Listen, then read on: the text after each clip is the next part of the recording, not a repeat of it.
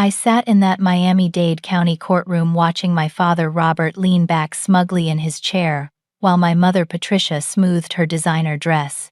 They had just finished declaring to Judge Thompson that the 3 vacation homes in the Florida Keys, worth over $2 million combined, belonged entirely to them. Dad looked so proud when he announced I deserved absolutely nothing from Grandmother Dorothy's estate. Mom's smile turned vicious as she added that I had abandoned our family years ago and earned 0 inheritance. The judge held my unopened envelope, the one containing evidence that would shatter their lies completely.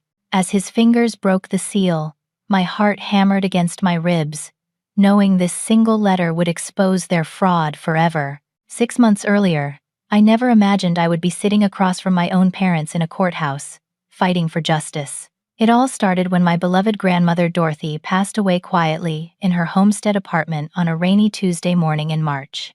I had been her primary caregiver for 3 exhausting but precious years, while my parents lived their comfortable lives in Denver, visiting maybe twice annually and calling only on holidays. Dorothy Thompson was 84 years old and sharp as a tack until her final week. She had raised me more than my own parents ever did, especially after my messy divorce 2 years prior. When the doctors said she had only days left, I took emergency leave from my job as a pediatric nurse at Jackson Memorial Hospital to stay by her bedside around the clock. We spent those last precious hours talking about her life, her regrets, and her hopes for my future. The funeral was small and dignified, held at St. Mary's Catholic Church in Homestead. I arranged everything myself since my parents claimed they were too grief-stricken to handle the details. That should have been my first warning sign. Robert and Patricia Thompson arrived from Denver the night before the service, bringing with them an expensive-looking attorney named Bradley Hoffman, who carried a polished leather briefcase and wore a suit that probably cost more than my monthly salary. During the reception, while I was accepting condolences from Dorothy's neighbors and friends, I noticed my parents huddled in whispered conversations with their lawyer. They kept glancing in my direction with expressions I could not quite interpret. Something felt wrong, but grief clouded my judgment, and I assumed they were simply discussing funeral expenses or burial arrangements. The real shock came 3 days later, when I met them at Dorothy's apartment to begin sorting through her belongings. I expected this to be an emotional but collaborative process, where we would divide her precious memories fairly. Instead, Robert arrived with a folder full of legal documents and announced that Dorothy had left everything to them in her will. "The 3 properties in the Keys belong to your mother and me now," he said matter-of-factly, not even looking up from his paperwork. "The house in Key West, the condo in Marathon, and the cottage in Key Largo. All of it." I felt the blood drain from my face. "That cannot be right, Dad.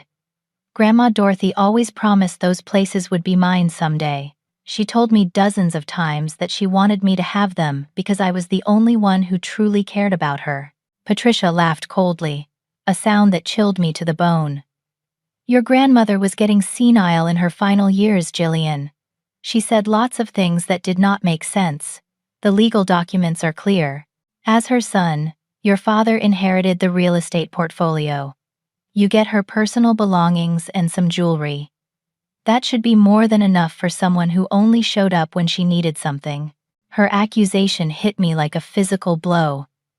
I had sacrificed my social life, my dating prospects, and countless weekends to care for Dorothy. I had driven her to medical appointments, managed her medications, and held her hand through scary procedures. The suggestion that I was somehow opportunistic rather than loving made my chest tighten with rage. "I want to see the will," I demanded, trying to keep my voice steady. Bradley Hoffman spoke up for the first time, his tone professionally condescending. "Miss Thompson, I understand this is difficult, but the estate documents are private family matters.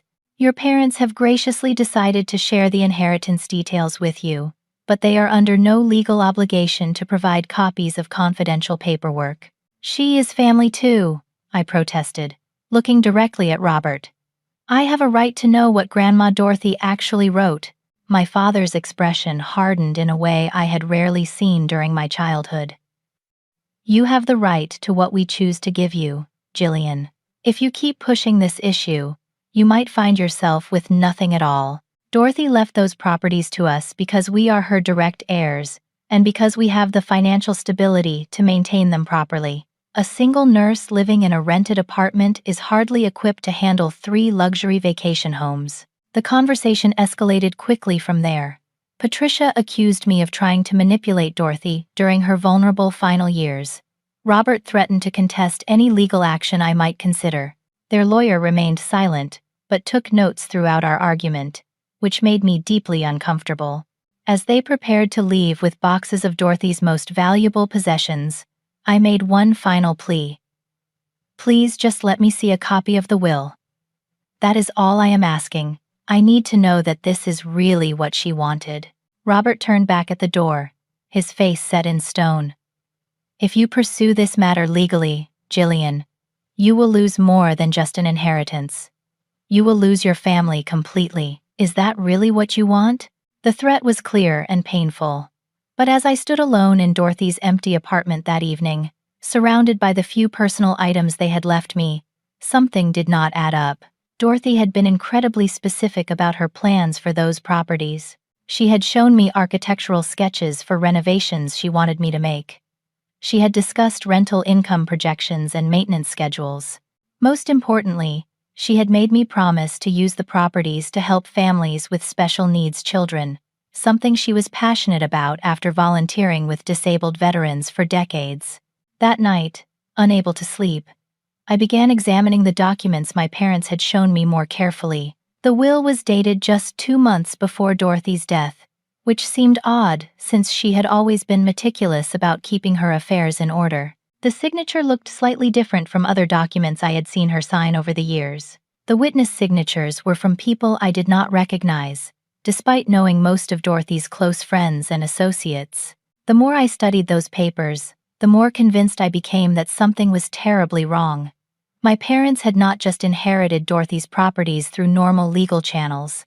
They had somehow manipulated the situation to ensure I received nothing, and they had done it with calculated precision that suggested months of planning.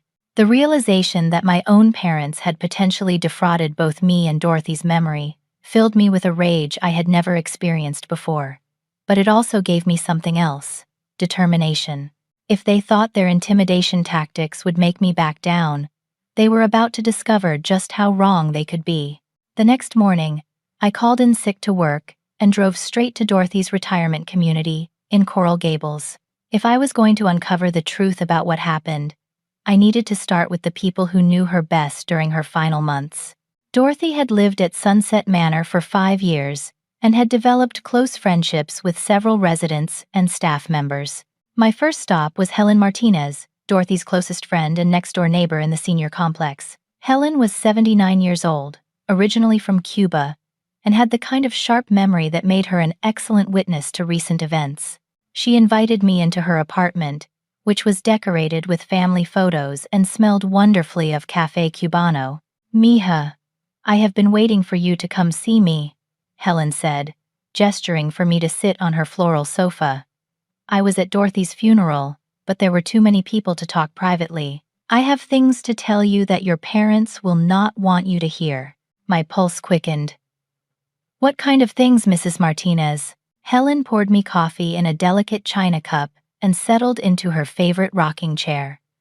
"Your grandmother was furious with Robert and Patricia for the last 2 years of her life. She said they only called when they needed money and never visited unless they wanted something. She was heartbroken that her own son cared so little about her well-being. This matched my own observations, but I needed more concrete information. Did she ever talk about her will or her plans for the properties?" "Every week, sometimes every day," Helen replied emphatically. "Dorothy updated her will in January, just 2 months before she died. She was very proud and excited about it. She told me she was leaving everything to you because you were the only family member who showed genuine love and care. She said the Florida properties would let you build the life you deserved after everything you had been through." My heart began racing. "She updated her will in January? Are you absolutely certain about that timing?" Helen nodded vigorously. "Absolutely certain. I remember because she asked me to be a witness when she signed the papers. Dr. Barnes was there too. We both watched her sign multiple documents in her bedroom on a Saturday afternoon. She was completely alert and made jokes about finally doing something that would shock Robert and Patricia. This was completely different from what my parents had told me. According to their version, Dorothy had written her will months earlier and had left everything to them. Helen's account suggested that Dorothy had deliberately disinherited my parents in favor of giving me the inheritance. Mrs. Martinez, do you remember what happened to those documents after Dorothy signed them? Helen's expression became serious and slightly conspiratorial. She hid them in her bedroom Bible, the big leather one her mother gave her decades ago. Dorothy said she did not trust banks or lawyers with something so important. She wanted to keep the real will where only family would think to look, but where Robert could not find it if he came searching through her papers early. My hands started trembling as the implications hit me. If Helen was telling the truth, then the will my parents had presented was either fake or from an earlier version that Dorothy had deliberately replaced. The real will, the one that left everything to me, might still be hidden somewhere in Dorothy's belongings. Did my parents ever visit during those final months? I asked. Helen scoffed dismissively. Visit? They called twice that I know of, both times asking Dorothy to send them money for various emergencies. A car repair, a medical bill, something always. Dorothy would hang up those calls crying because she realized they only contacted her when they needed financial help. She said it broke her heart to admit that Robert had become a user instead of a son. I spent another hour with Helen, learning details about Dorothy's final months that painted a devastating picture of my parents' neglect.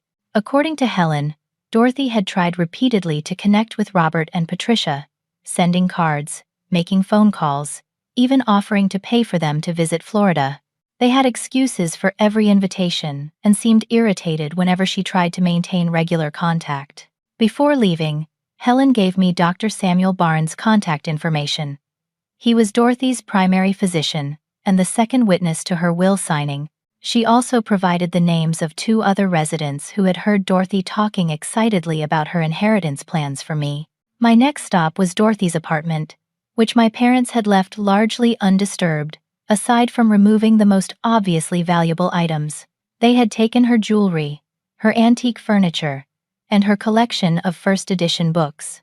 But they had left behind boxes of personal papers, photo albums, and what they probably considered worthless sentimental items. I began searching methodically, starting with Dorothy's bedroom. Her large, leather-bound Bible sat prominently on the nightstand where it had always been. Dorothy read from it every morning and every evening for as long as I could remember. The Bible was thick and heavy, bound in worn brown leather that had darkened with age and constant use. I opened the Bible carefully, flipping through pages filled with Dorothy's handwritten notes and highlighted passages. At first, I found nothing unusual, but as I reached the book of Psalms, several folded papers fell out from between the pages. My heart stopped as I recognized Dorothy's careful handwriting on legal-sized documents. The first paper was titled, Last Will and Testament of Dorothy Marie Thompson, dated January 15th of this year. The signature was unmistakably Dorothy's, with the distinctive flourish she always added to the final letter of her name. Below her signature were 2 witness signatures, Helen Martinez and Dr. Samuel Barnes, with their addresses and the date clearly marked. As I read through the will's provisions, tears began streaming down my face. Dorothy had left me not just the 3 Florida properties, but also her entire savings account, her investment portfolio, and her life insurance policy. The will specifically mentioned that she was disinheriting Robert Thompson due to years of neglect and financial exploitation of his elderly mother. She had also included a handwritten note explaining that I was the only family member who had shown genuine love and care during her final years. But the most shocking discovery was a second document, a letter addressed to me personally, also in Dorothy's handwriting. The letter detailed her growing awareness that Robert had been manipulating her finances and her fear that he would try to steal her inheritance from me after her death. She had written detailed instructions for me to contact Helen and Dr. Barnes, if anything seemed suspicious about the estate proceedings. The letter ended with words that made me sob. Jillian, you have been more of a daughter to me than Robert was ever a son. You sacrificed your young life to care for an old woman, and you never asked for anything in return except my love. These properties represent my life's work, and I trust you completely to use them wisely and with the same kindness you have always shown me. Do not let Robert and Patricia steal what rightfully belongs to you. Fight for justice, not just for yourself, but for my memory. Sitting alone in Dorothy's bedroom, holding proof that my parents had lied to me and stolen my rightful inheritance, I felt a mixture of vindication and rage that was almost overwhelming. They had not just committed fraud, they had betrayed Dorothy's final wishes and tried to gaslight me into believing I was being unreasonable for questioning their story. I carefully photographed every page of the real will and Dorothy's letter using my phone, then placed the original documents in a manila envelope for safekeeping. I also gathered several other papers that showed Dorothy's mental sharpness in her final weeks, including handwritten grocery lists, appointment reminders, and correspondence with various organizations. Before leaving the apartment, I called Dr. Barnes and scheduled an appointment for the following day. I also researched estate attorneys in the Miami area, looking specifically for someone with experience in inheritance fraud cases. My parents thought they had executed the perfect crime, but they had underestimated both Dorothy's foresight and my determination to honor her wishes. As I drove home that evening, I realized this was about much more than money or property. This was about justice for Dorothy's memory and accountability for my parents' unconscionable behavior. They had manipulated an elderly woman, stolen from her estate, and tried to intimidate me into silence. Now they were about to discover that their daughter was not as weak or naive as they believed. The real battle was just beginning, but for the first time since Dorothy's funeral, I felt hopeful. Truth has a way of surfacing eventually, and I was going to make sure that Dorothy's final wishes were honored exactly as she had intended. The next morning, I met with Dr. Samuel Barnes at his medical office in South Miami. Dr. Barnes was a soft-spoken man in his 60s who had been Dorothy's physician for over 8 years. He remembered her fondly and was visibly upset when I explained what my parents had done. Your grandmother was one of my most mentally sharp patients right up until her final week, Dr. Barnes told me, reviewing Dorothy's medical records. She had no signs of dementia, confusion, or cognitive decline. In fact, she was more alert and engaged than many patients half her age. The will signing I witnessed was completely legitimate. Dorothy knew exactly what she was doing and why she was doing it. Dr. Barnes provided me with copies of Dorothy's medical records from her final 6 months, which clearly documented her mental competency. He also wrote a formal letter stating his professional opinion that Dorothy had been fully capable of making legal decisions when she signed the will in January. I should mention something else, Dr. Barnes added hesitantly. About 3 months ago, your father called my office asking detailed questions about your grandmother's mental state. He wanted to know if I thought she was becoming confused or if her judgment might be impaired. I told him absolutely not, that she was as sharp as ever. He seemed disappointed by that answer. This revelation sent chills down my spine. Robert had been laying groundwork for his fraud attempt months in advance, trying to establish grounds for claiming Dorothy was mentally incompetent when she disinherited him. The premeditation made their betrayal even more calculated and cruel. Armed with medical documentation of Dorothy's competency, I contacted Maria Rodriguez, an estate attorney who specialized in inheritance fraud cases. Maria had excellent reviews and a reputation for aggressive advocacy on behalf of defrauded heirs. Her office was located in downtown Miami, and she agreed to meet with me that afternoon for an emergency consultation. Maria was a sharp-eyed woman in her 40s who listened intently as I explained the situation and presented the evidence I had gathered. She examined Dorothy's authentic will, Helen's witness statement, Dr. Barnes's medical records, and the forged documents my parents had presented. This is a clear case of estate fraud, Maria said without hesitation. Your parents forged a will and are attempting to steal property that legally belongs to you. but I suspect this goes deeper than just document forgery. Let me run some financial investigations before we proceed with legal action. Over the next 2 weeks, Maria's team conducted a thorough analysis of Dorothy's financial accounts and discovered a pattern of abuse that shocked even me. The investigation revealed that Robert and Patricia had convinced Dorothy to give them power of attorney 2 years earlier, claiming they needed it for emergency medical decisions if she ever became incapacitated. Instead of using the power of attorney responsibly, they had systematically withdrawn money from Dorothy's savings account for their personal use. Bank records showed regular transfers of $2,000 to $3,000 every few months, always accompanied by emotional phone calls where Robert claimed to have financial emergencies that required immediate help. The stolen money had funded luxury vacations to Europe and California, a new BMW for Patricia, and expensive home renovations in Denver. During the same period, Dorothy had been carefully budgeting her own expenses and even skipping some medical treatments because she thought she could not afford them. They stole over $50,000 from your grandmother over 2 years, Maria explained, showing me the detailed financial analysis.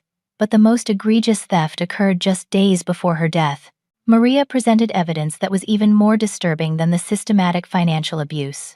3 days before Dorothy died, while she was heavily medicated and barely conscious in the hospital, Robert had somehow convinced her to sign documents changing her life insurance beneficiary from me to him.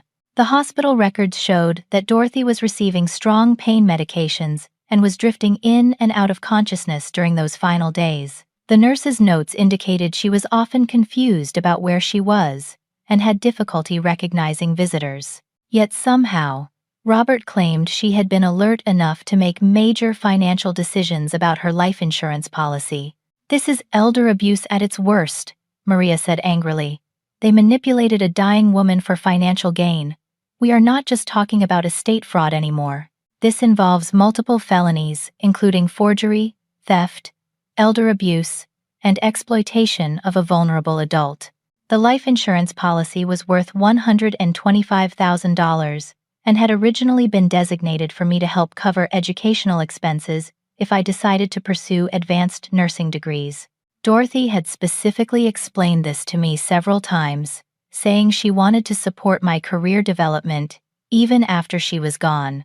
Maria also discovered that my parents had been pressuring Dorothy to take out a reverse mortgage on her homestead apartment, which would have given them access to even more of her equity. Fortunately, Dorothy had refused that manipulation, but the attempts showed the breadth of their financial predation. We need to file a comprehensive lawsuit immediately, Maria advised. Every day that passes gives them more time to hide assets or dispose of evidence. I am also going to recommend that we refer this case to the Miami-Dade State Attorney's Office for criminal prosecution. As Maria's team prepared our legal documents, I struggled with the emotional reality of what we were uncovering. These were not strangers who had victimized Dorothy. These were her own son and daughter-in-law, who had systematically abused her trust and stolen from her estate. The betrayal felt personal to me as well, since I had spent 3 years caring for Dorothy while they were actively plotting to steal her money. The hardest part was realizing how alone and vulnerable Dorothy must have felt during her final months. She had reached out repeatedly to Robert and Patricia, hoping for genuine connection and family support. Instead, they had seen her advancing age as an opportunity for financial exploitation. Every phone call, every request for a visit, every expression of love from Dorothy had been met with calculated manipulation designed to maximize their eventual inheritance. But Dorothy had been smarter than they realized. Her decision to hide the real will in her Bible and to document their abuse in her personal letter showed that she understood exactly what was happening. She had protected my inheritance and provided me with the evidence needed to expose their fraud. 2 days before we filed the lawsuit, I made one final attempt to resolve things privately. I called Robert and Patricia, hoping that confronting them with evidence might convince them to return Dorothy's property voluntarily and avoid the public embarrassment of a court battle. Robert's response was immediate and threatening. "You are making a huge mistake, Jillian. If you pursue this, I will make sure everyone knows what kind of person you really are. I will destroy your nursing career, and your reputation in this community. You will lose everything, including any chance of having a relationship with your family." His threats only strengthened my resolve. Dorothy had entrusted me with seeking justice, and I was not going to let intimidation tactics stop me from honoring her final wishes. Maria filed our lawsuit the next morning, and we also submitted a formal complaint to the state attorney's office requesting criminal charges. The legal papers detailed every aspect of my parents' fraud and abuse, including timeline documentation, financial records, medical evidence, and witness statements. We requested return of all property, full restitution for stolen funds, punitive damages, and criminal prosecution for their felony actions. When the sheriff served Robert and Patricia with the lawsuit papers at their Denver home, they immediately hired Bradley Hoffman to represent them in civil court. But their criminal exposure was more serious than they realized, and no amount of expensive legal representation could erase the evidence of their systematic elder abuse and estate fraud. As I prepared for what would likely be months of legal battles, I found strength in remembering Dorothy's words. "Fight for justice, not just for yourself, but for my memory." This was no longer about inheritance or money. This was about holding accountable two people who had preyed on an elderly woman's love and trust for their own selfish gain. The truth was finally going to come out, and Robert and Patricia were about to face consequences for their cruelty and greed. Before our court date, I decided to make one final attempt to resolve this situation without the public humiliation of a trial. Despite Maria's advice to avoid direct contact with my parents, I felt I owed it to Dorothy's memory to give Robert and Patricia one last chance to do the right thing voluntarily. I flew to Denver on a Thursday morning in June and drove my rental car to their upscale neighborhood in Cherry Creek. Their house was larger than I remembered, with a perfectly manicured lawn and expensive landscaping that clearly cost more than Dorothy's annual living expenses. The new BMW that Patricia had bought with Dorothy's stolen money sat prominently in the driveway. Robert answered the door wearing a golf outfit that probably cost more than most people spend on clothes in 6 months. His expression shifted from surprise to anger when he saw me standing on his doorstep. "What are you doing here, Jillian? I thought I made it clear that you were not welcome in this family anymore. I came to give you one last opportunity to return what belongs to me and avoid a very public trial," I replied calmly. "I have evidence that Dorothy left everything to me in her real will, and I have proof that you forged documents to steal my inheritance." Robert stepped outside and closed the door behind him, clearly not wanting Patricia to hear our conversation. "You do not know what you are talking about." Dorothy was confused in her final months. She changed her mind about a lot of things. I pulled out copies of the authentic will and handed them to him. "This is Dorothy's real will, dated January 15th, witnessed by Helen Martinez and Dr. Barnes. It leaves everything to me and specifically disinherits you for financial exploitation. I also have bank records showing you stole over $50,000 from her accounts." Robert's face turned pale as he scanned the documents. For a moment, I thought he might actually admit the truth and agree to return the stolen property. Instead, his expression hardened into something I had never seen before. Pure rage, mixed with desperate calculation. "This is garbage," he said, tearing up the copies and throwing them on his lawn. "You forged these papers because you cannot accept that Dorothy chose family loyalty over your manipulation." His reaction was so over the top that I knew he was panicking. "Dad, I have the original documents, witness statements, medical records, and bank statements. Tearing up copies does not change the evidence." "Evidence of what? Your ability to forge documents and coach elderly people to lie for you?" Robert's voice was rising to a shout. "You think because you spent a few years playing nurse to an old woman that you deserve to inherit property worth millions of dollars? You are delusional." At that moment, Patricia appeared in the doorway, drawn by the sound of our argument. She was wearing designer workout clothes and jewelry that cost more than my annual salary. Her face showed the same mixture of rage and panic I had seen in Robert. "Why is she here?" Patricia demanded. "I thought you told her to stay away from us." "She is trying to extort money from us with fake legal documents," Robert replied. "She thinks we are going to hand over Dorothy's properties because she has some forged paperwork." I turned to Patricia, hoping she might be more reasonable than Robert. Patricia, I know you both stole Dorothy's money and forged her will. I have proof of everything. I am giving you one chance to return what rightfully belongs to me before this becomes a public court battle. Patricia's laugh was bitter and cruel. You have always been Dorothy's favorite little princess, haven't you? She gave you everything while treating her actual son like garbage. Do you have any idea what it was like to watch her shower you with attention and money, while ignoring her own family? Her words revealed a depth of resentment I had never suspected. Dorothy did not ignore you. She called you constantly and invited you to visit. You were the ones who were always too busy, unless you needed something. Too busy working and building a life while you played the devoted granddaughter when it was convenient. Patricia shot back. Dorothy paid for your nursing school, helped you through your divorce, gave you a car when yours broke down. What did we ever get except lectures about responsibility and criticism about our lifestyle choices? The conversation was escalating beyond anything I had anticipated. Robert stepped closer to me, his expression becoming threatening. You want to know the truth, Gillian? We planned this for 2 years. We knew Dorothy was getting old, and that she had valuable property. We made sure we were positioned to inherit everything, because we deserved compensation for years of being overlooked in favor of you. I could not believe he was actually confessing to premeditated fraud. You planned to steal from your own mother? We planned to claim what should have been ours all along, Patricia interjected. Dorothy owed us for decades of being disappointed in Robert, for constantly comparing him to other people's children, for making us feel like failures while treating you like some kind of saint.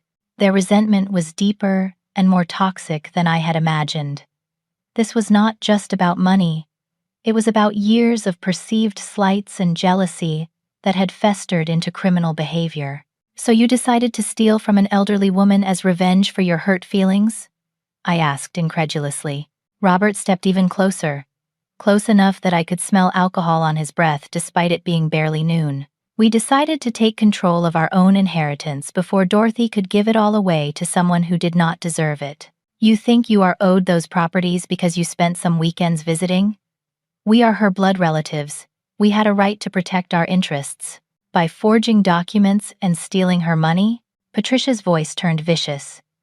By doing whatever was necessary to prevent you from manipulating a vulnerable old woman out of property that belonged in the family bloodline. The irony was staggering. They were accusing me of manipulation, while admitting to years of calculated fraud and theft. Their sense of entitlement was so complete that they genuinely believed they were victims rather than perpetrators. I am going to give you one final choice, I said, backing toward my car as Robert continued to move closer. Return the properties and the money you stole, or face the consequences in court and possibly in criminal prosecution. Robert's response was to grab my arm forcefully enough to leave bruises. You are not going anywhere until we settle this. You are going to destroy those fake documents and drop this ridiculous lawsuit.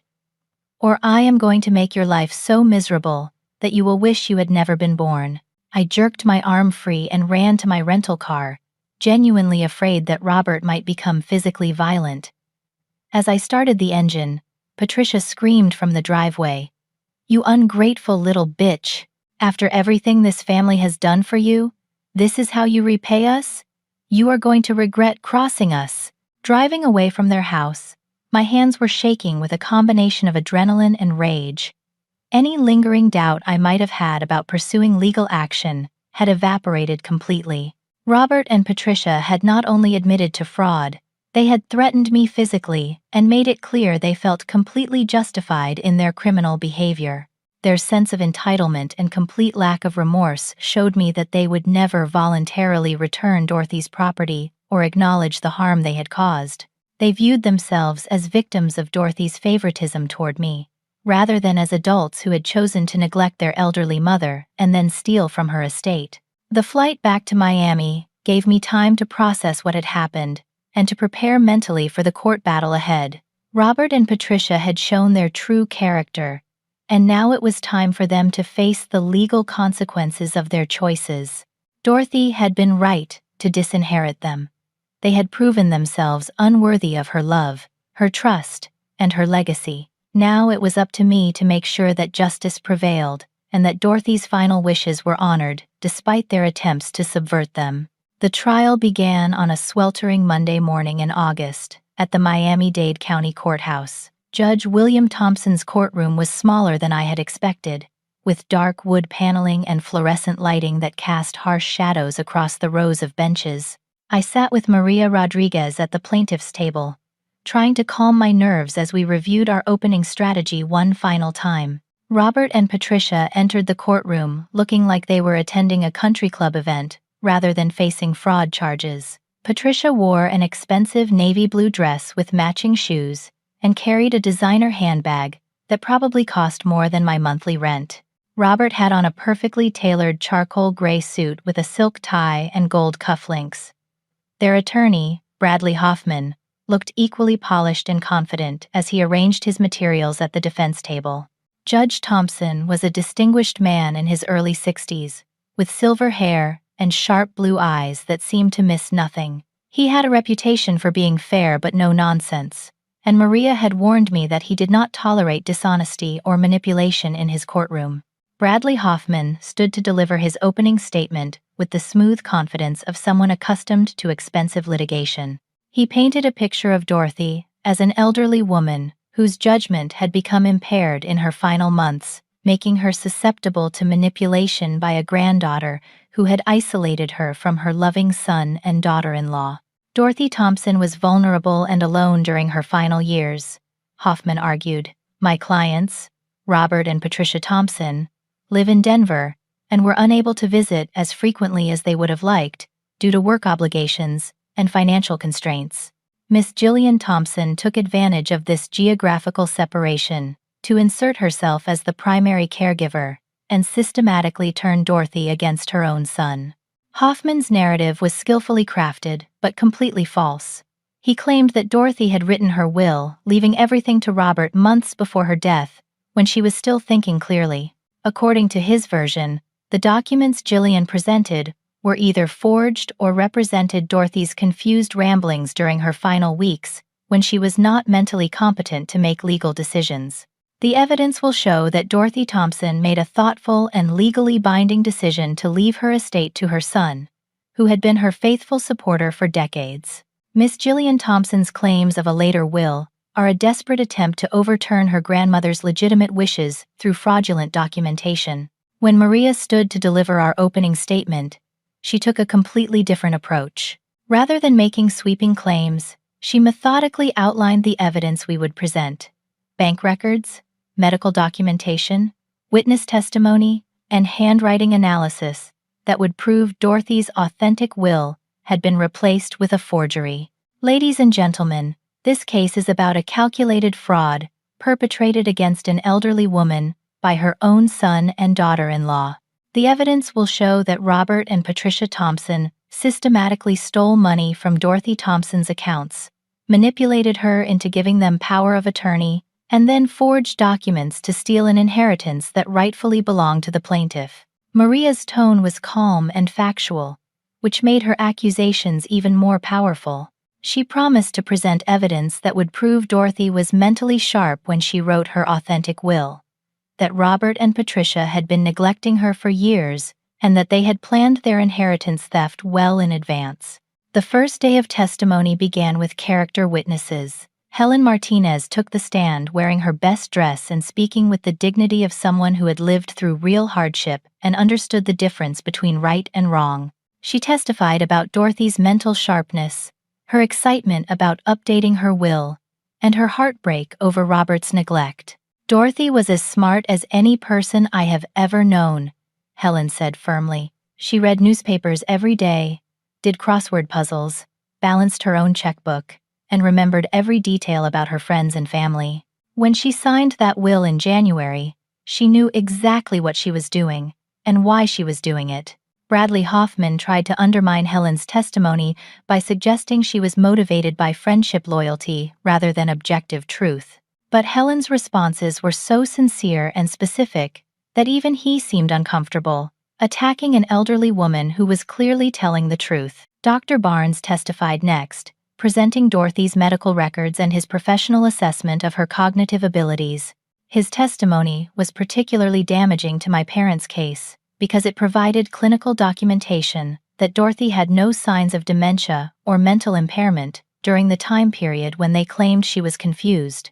In my professional opinion, Dorothy Thompson was fully capable of making legal decisions right up until her final week of life, Dr. Barnes stated clearly. She had no cognitive decline, no confusion, and no signs of the mental impairment that would be necessary to claim she lacked testamentary capacity. When Hoffman cross-examined Dr. Barnes, he tried to suggest that elderly patients could have good days and bad days that might not be captured in medical records. But Dr. Barnes was prepared for this attack and referenced specific examples of Dorothy's mental acuity from multiple appointments during her final months. The afternoon session focused on financial evidence. Maria presented bank records showing the systematic theft of Dorothy's money by Robert and Patricia over a 2-year period.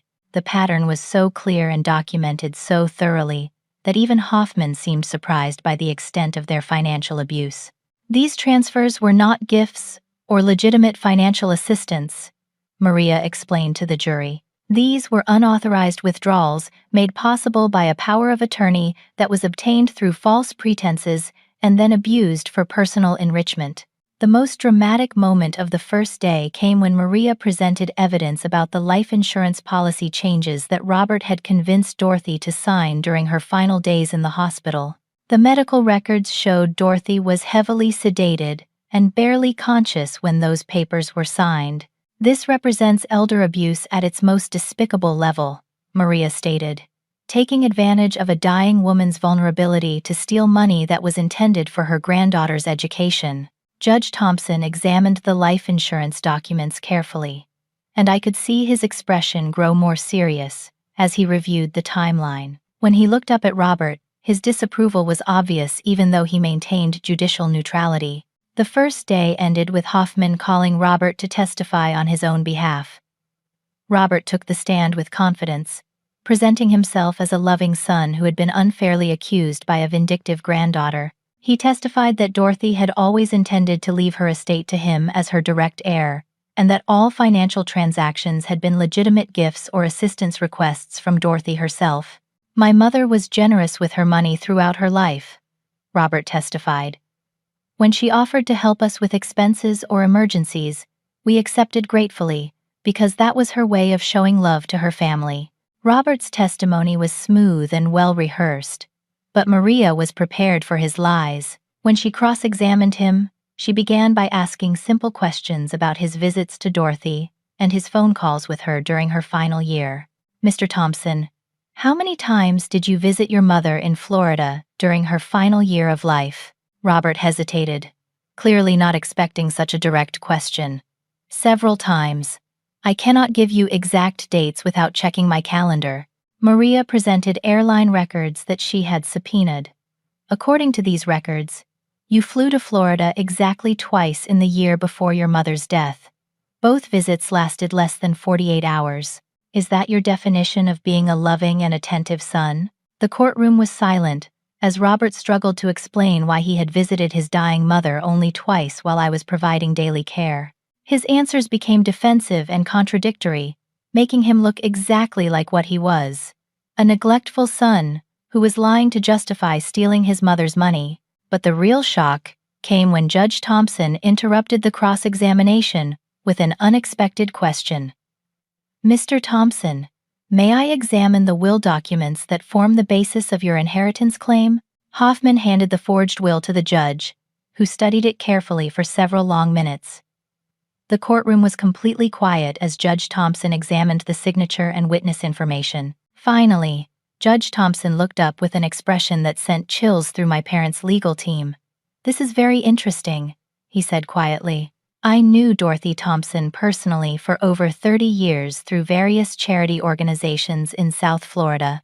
I am quite familiar with her handwriting." The color drained from Robert's face as the implications became clear. Judge Thompson was not just reviewing the case objectively. He had personal knowledge of Dorothy and could identify forgeries based on his own experience with her authentic writing. "We will continue this examination tomorrow," Judge Thompson announced. "Court is adjourned." As we left the courthouse that evening, Maria was cautiously optimistic about our progress, but I could see that my parents were beginning to panic. Their confident facade was cracking as they realized that their carefully planned fraud was being exposed piece by piece. The real fireworks would come the next day when Judge Thompson revealed exactly what he had discovered about their forged documents. The second day of trial began with an atmosphere of tension that was almost suffocating. Judge Thompson entered the courtroom carrying a large folder and wearing the expression of someone who had spent considerable time analyzing evidence overnight. My parents sat rigidly at the defense table, and I noticed that Patricia's hands were trembling slightly as she pretended to review documents. Judge Thompson addressed the courtroom before testimony resumed. "After examining the will documents presented by the defense, I have some questions that need to be answered before we proceed. Mr. Hoffman, I would like you to call Robert Thompson back to the witness stand." Robert looked pale but confident as he took his oath again. He clearly believed that his polished demeanor and expensive legal representation would carry him through any challenges to his story. Judge Thompson opened the folder and removed several documents. "Mr. Thompson, you have testified that your mother signed this will, leaving you her entire estate. You have also testified that she did this because she trusted you to handle her affairs responsibly. Is that correct?" "Yes, Your Honor. My mother knew that Patricia and I had the financial stability and experience to manage her properties properly."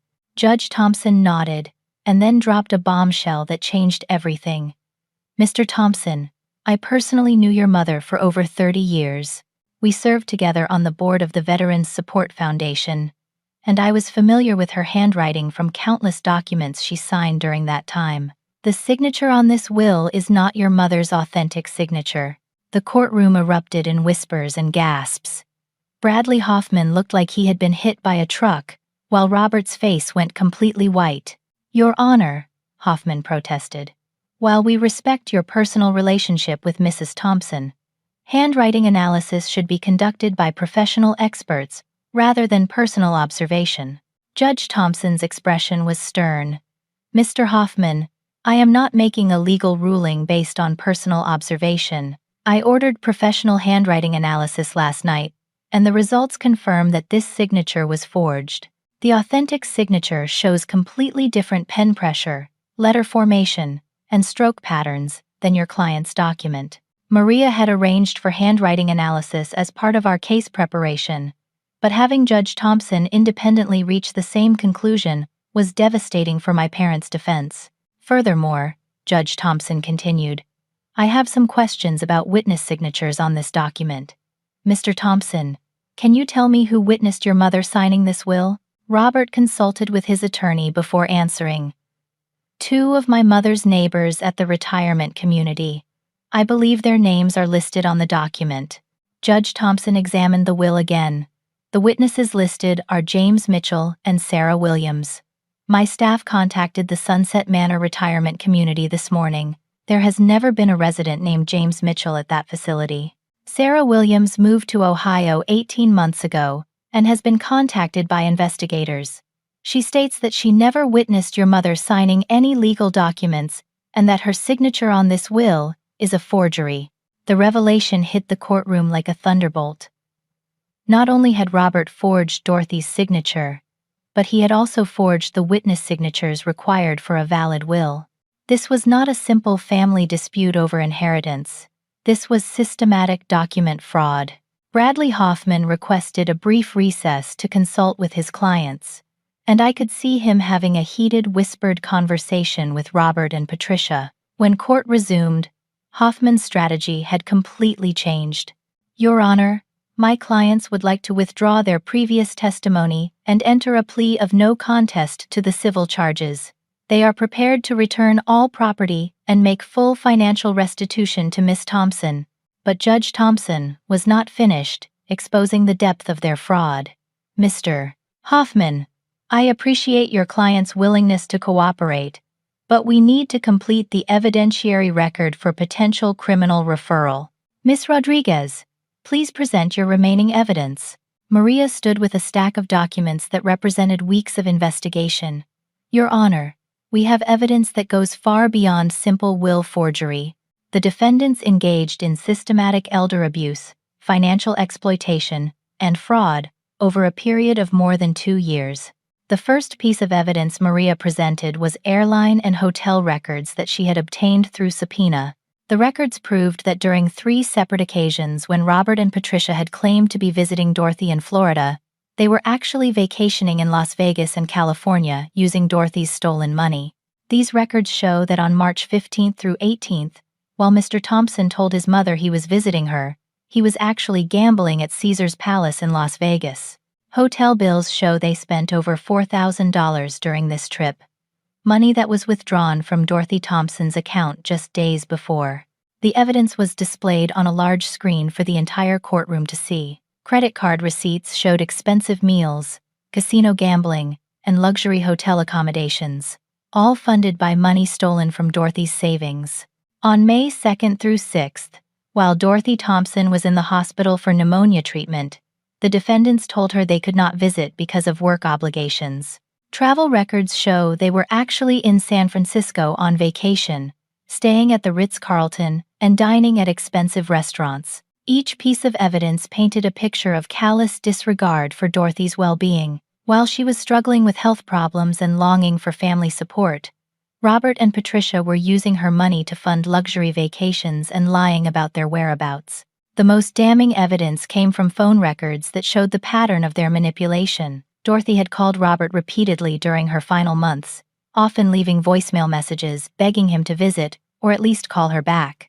The phone logs showed that Robert rarely answered her calls and often went weeks without returning her messages. On Dorothy Thompson's final day, alive, when she was calling family members to say goodbye, phone records show she attempted to reach Robert Thompson 6 times. He was in Las Vegas during this time period and never answered his phone. Dorothy Thompson died alone because her son chose gambling over spending her final hours with her. The courtroom was completely silent as the full scope of Robert and Patricia's cruelty became clear. They had not just stolen Dorothy's money. They had abandoned her emotionally during the most vulnerable time of her life. Maria presented additional evidence showing that Robert had convinced Dorothy to change her life insurance beneficiary while she was heavily sedated and barely conscious in the hospital. Medical records proved that Dorothy was receiving morphine and other medications that impaired her cognitive abilities when those documents were signed. This represents the most despicable form of elder abuse, Maria stated, taking advantage of a dying woman's medicated state to steal money that was intended for her granddaughter's education. The insurance policy documents were clearly signed by someone with impaired motor control. Dorothy's normally neat signature was shaky and incomplete, showing that she was not in any condition to make financial decisions. Judge Thompson examined each piece of evidence carefully, and his expression grew more disapproving with every revelation. When Maria finished presenting the evidence, he addressed my parents directly. Mr. and Mrs. Thompson, I have been on this bench for 22 years, and I have rarely seen such systematic and callous elder abuse. You manipulated a vulnerable elderly woman, stole her money, abandoned her emotionally, and then attempted to defraud her estate through document forgery. Your behavior represents a level of greed and cruelty that is both shocking and unconscionable. Patricia began crying, but whether from remorse or fear of consequences was unclear. Robert sat silently, apparently realizing that their situation was hopeless. Bradley Hoffman stood to address the court. Your Honor, my clients acknowledge their mistakes and are prepared to make full restitution. They request the court's mercy in resolving this matter civilly, rather than pursuing criminal charges. But Judge Thompson's expression made it clear that mercy was not something he was inclined to offer. Mr. Hoffman, this case involves multiple felonies including forgery, theft, elder abuse, and exploitation of a vulnerable adult. I am required to refer this matter to the State Attorney's Office for criminal prosecution, regardless of any civil settlement. The revelation that criminal charges were inevitable hit my parents like a physical blow. Patricia's crying became louder, and Robert finally showed the first signs of genuine panic. Maria concluded our presentation by reading portions of Dorothy's personal letter that explained her reasoning for disinheriting Robert and leaving everything to me. Dorothy's words from beyond the grave were a powerful testament to the love and care I had shown her, versus the neglect and exploitation she had suffered from her own son. As the court session ended, Judge Thompson announced that he would issue his ruling the following morning. But the outcome was no longer in doubt. The evidence of fraud and elder abuse was overwhelming, and my parents' lies had been exposed completely. Walking out of the courthouse that evening, I felt a mixture of vindication and sadness. Justice was finally going to be served, but the process had revealed just how cruel and selfish my parents truly were. Dorothy had been right to protect her estate from their greed, and now her wishes were going to be honored exactly as she had intended. The final day of trial arrived, with the weight of inevitability. Judge Thompson entered his courtroom that Friday morning carrying a thick folder of legal documents and wearing the expression of someone who had spent considerable time crafting a comprehensive ruling. The gallery was fuller than it had been during the previous sessions, with several local reporters present to cover what had become a notable case of family fraud and elder abuse. Robert and Patricia sat at the defense table, looking defeated and frightened. Patricia clutched a tissue box and kept glancing nervously toward the exit, as if considering whether she could somehow escape the consequences that were about to be delivered. Robert stared straight ahead with the hollow expression of someone who finally understood that his carefully planned crime had failed completely. Judge Thompson began his ruling by addressing the evidence that had been presented during the trial. His voice was measured but carried an underlying current of controlled anger that made every word feel significant. In over 2 decades on this bench, I have presided over numerous estate disputes, many involving family members who disagree about inheritance matters. However, this case represents something far more serious than a typical inheritance disagreement. The evidence presented in this courtroom reveals a pattern of elder abuse, financial exploitation, and systematic fraud that shocks the conscience. Judge Thompson methodically reviewed each aspect of the case, starting with the forged will and the fake witness signatures. He explained that professional handwriting analysis had confirmed that Dorothy's signature was forged and that the witnesses listed on the document had either never existed or never been present when the supposed will was signed.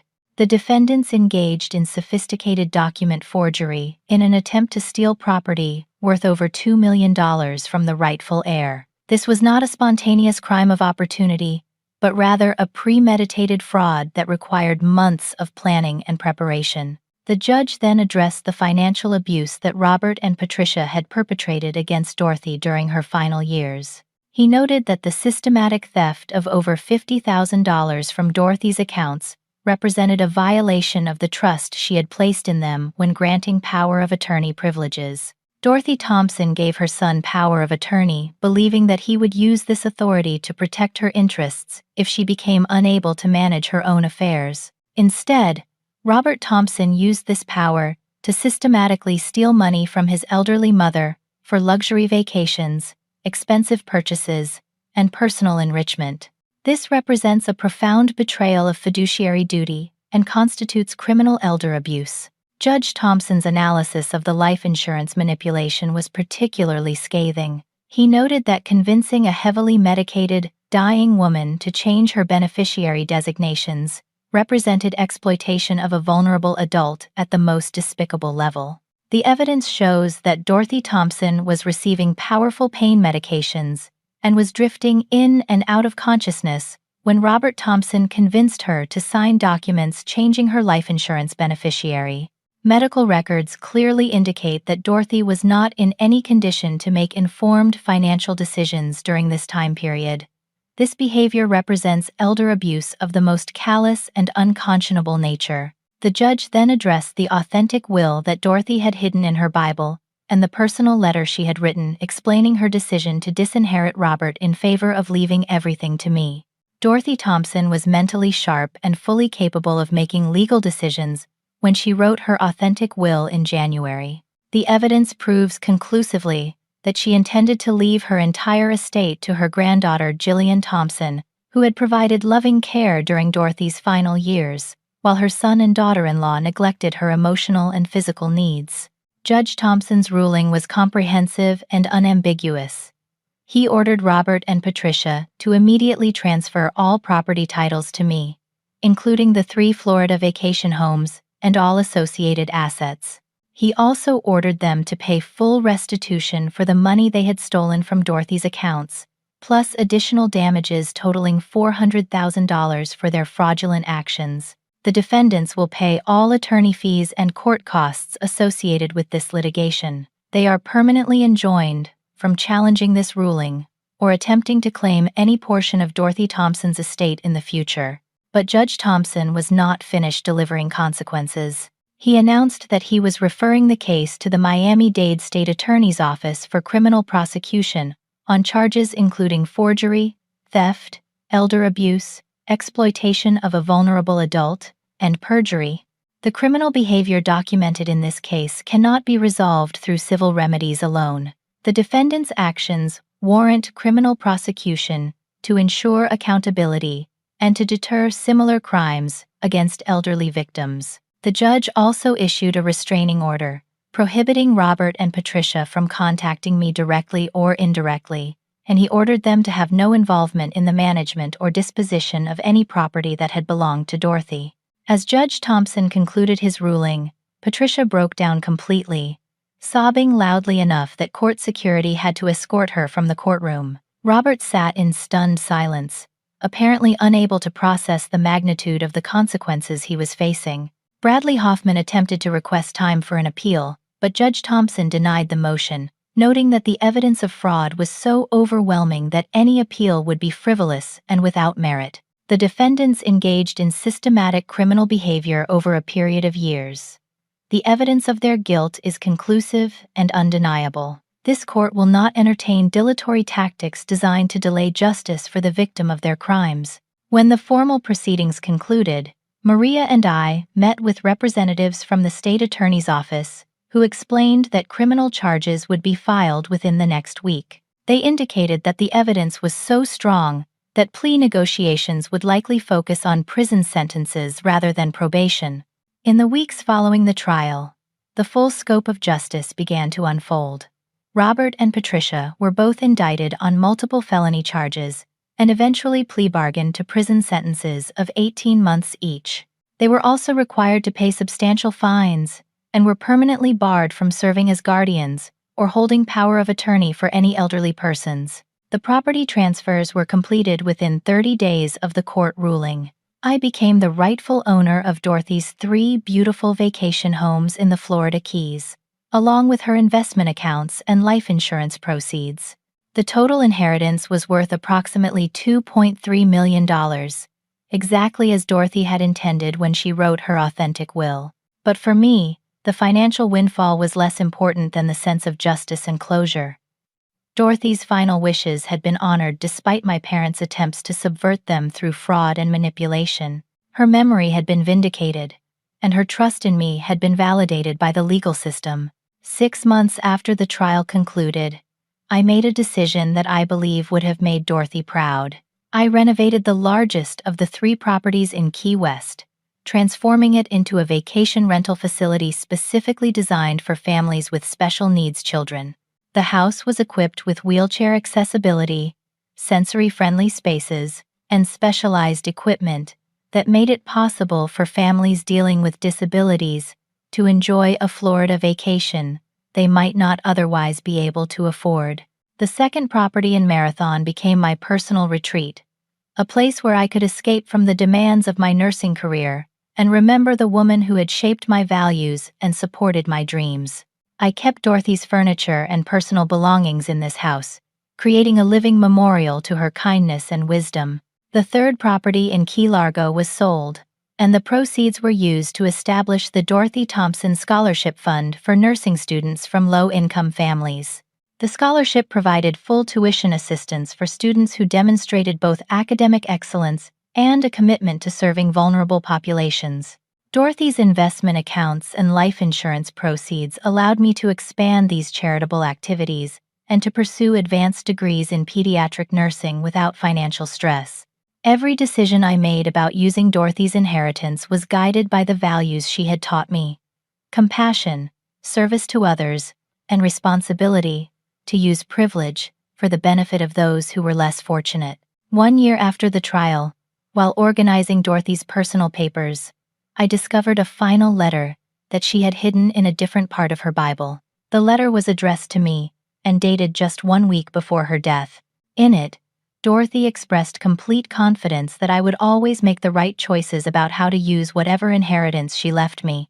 "Jillian," she wrote in her careful handwriting, "I know that you will honor my memory not through how much money you inherit, but through how you use whatever resources I am able to leave you.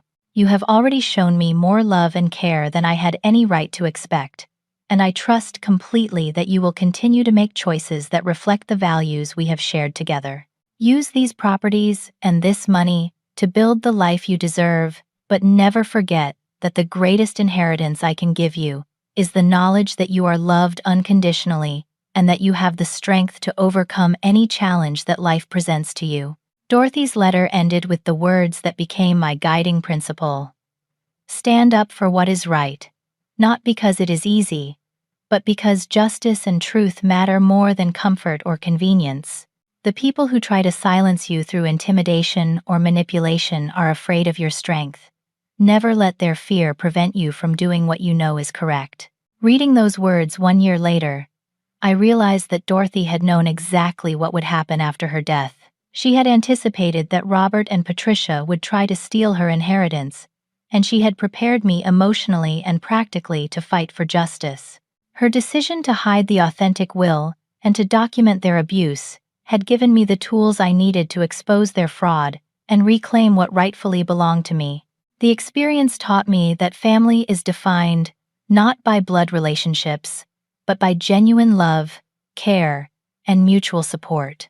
Robert and Patricia had shared DNA with Dorothy, but they had never shown her the respect, affection, and attention that defines true family bonds. Their sense of entitlement to her property was based on genetics rather than relationship, and their willingness to steal from her proved that they had never understood what family actually means. In contrast, Dorothy and I had built a relationship based on mutual love, shared values, and genuine care for each other's well-being. The inheritance she left me was not just financial, it was also emotional and spiritual. She had taught me to stand up for justice, to care for vulnerable people, and to use whatever resources I had to make the world a little bit better. Today, as I watch families with special needs children enjoying vacations at Dorothy's Key West property, I know that her legacy is being honored in exactly the way she would have wanted. The scholarship recipients who are pursuing nursing careers with financial support from her estate are carrying forward her commitment to service and compassion. Sometimes I receive updates about Robert and Patricia through mutual acquaintances. They served their prison sentences and were released with probation restrictions and massive debt from legal fees and restitution payments. Their comfortable lifestyle in Denver is gone, and they struggle financially while dealing with the social shame of their criminal convictions. I feel no satisfaction from their suffering, but I also feel no sympathy.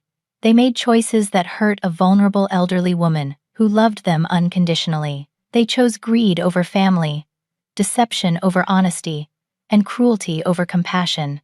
The consequences they face are the natural result of their own actions. The greatest lesson I learned from this experience is that truth and justice do eventually prevail, but only if someone is willing to fight for them. Dorothy trusted me to seek justice not just for my own sake, but for the sake of her memory and values. Standing up to intimidation and fraud was difficult and emotionally painful, but it was also necessary and ultimately rewarding. Dorothy's inheritance gave me financial security, but more importantly, it gave me a deeper understanding of my own strength and values. I learned that I was capable of fighting for what was right, even when facing opposition from people I had once trusted and loved. I discovered that doing the right thing often requires courage, persistence, and a willingness to endure temporary hardship for the sake of long-term justice.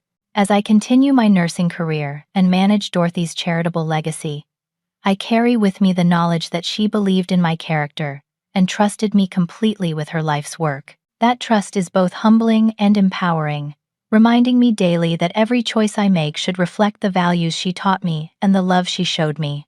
Dorothy Thompson may be gone, but her influence continues through the lives she touches via the vacation rental facility, the scholarship program, and the example she set for standing up to injustice. Her authentic will was more than a legal document. It was a final act of love and faith that continues to change lives years after her death. The court battle that began with forged documents and family betrayal ended with justice served and a legacy preserved. Sometimes the hardest fights are the most important ones, and sometimes the greatest inheritance is the knowledge that someone believed in you enough to trust you with their dreams. Have you ever had to stand up for what was right, even when it meant confronting people you loved? I would love to hear your thoughts and experiences in the comments below. If this story resonated with you, please like this video and subscribe for more stories about overcoming injustice and finding strength in difficult times. And please share this with someone who might need to hear that truth and justice are worth fighting for, no matter how difficult the battle might be. Thank you for listening to Dorothy's story and mine, and I hope it reminds you that you have the strength to fight for what matters most. Until next time, remember that doing the right thing is never easy, but it is always worth it.